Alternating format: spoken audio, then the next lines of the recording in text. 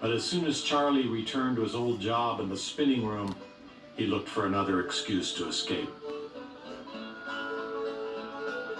We're going to do you a song that Charlie Poole did. Charlie and Posey used to play back here on one of the Spray Mercantile building. This was Charlie's biggest hit from 1925. It's called Don't Let Your Deal Go Down.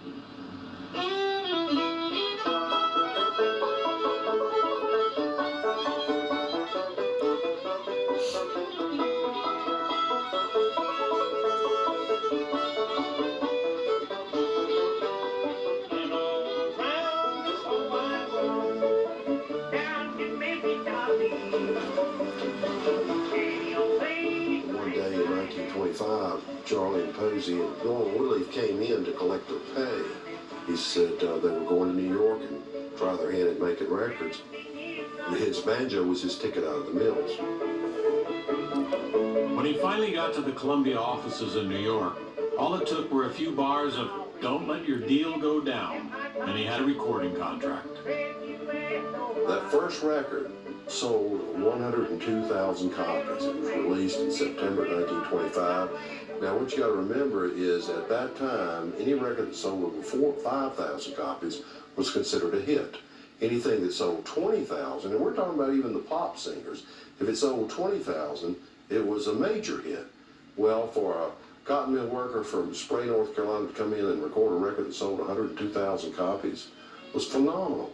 He became unbelievably popular because of his ability to give his audience a sense that they were hearing stuff that was new and natty and exciting, but also in a tonality that was incredibly familiar.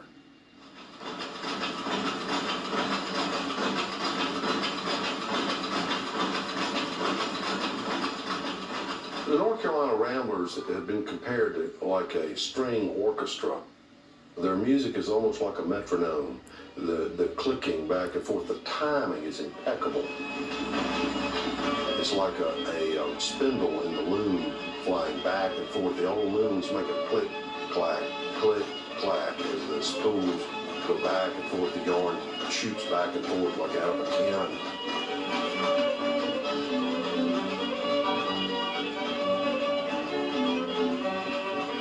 And you get this kind of, you could pat your feet to the sound, the metronome sound that the looms are making.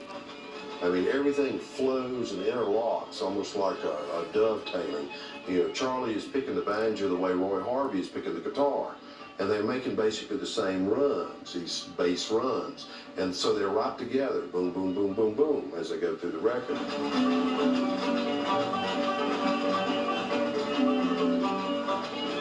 So what you ended up with was this beautiful overlap of arpeggiated chords, creating a kind of a little chamber trio. Charlie's new contract with Columbia gave him the money to buy one of the new Gibson RB4 Mastertones, one of the most coveted banjos of the time. But instead of giving Posey a share of the money, Charlie apparently drank up the rest of their royalty payments. The falling out destroyed their musical partnership, and the two never spoke again. By 1930, the Depression was having a devastating effect on the rural South. Record sales plunged, and after a final recording session in New York, Columbia dropped the North Carolina Ramblers from its roster. So Charlie's career seemed to be kind of a dead end. In fact, things had gotten so difficult for him, he went back to the mills to work. And for a few months, he'd be clean, he'd be sober, and he'd work. With the coming of sound, Hollywood began calling on pop music stars in every genre to make short sound films. Hello, folks. How about a couple of good old banjo numbers? What would you like to hear? All together. In February of 1931, he got a letter from a movie company. They sent him the train tickets and the contract to come to Hollywood and play backup in a movie. Once again, Charlie's music became his ticket out of the mills. So he celebrated by embarking on an epic binge of drinking and rambling. I was living the highway till I died. Drive by, I live in very high. Oh, 16 stone, but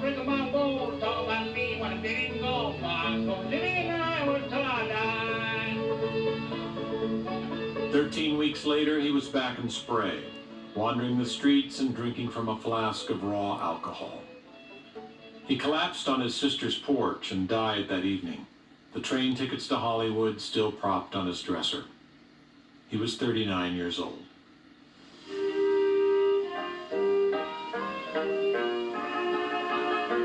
When they got word that Charlie had died, Posey's immediate reaction was, it's a shame a man like that would drink himself to death. 5 years later, Posey had done the same thing. He drank himself to death.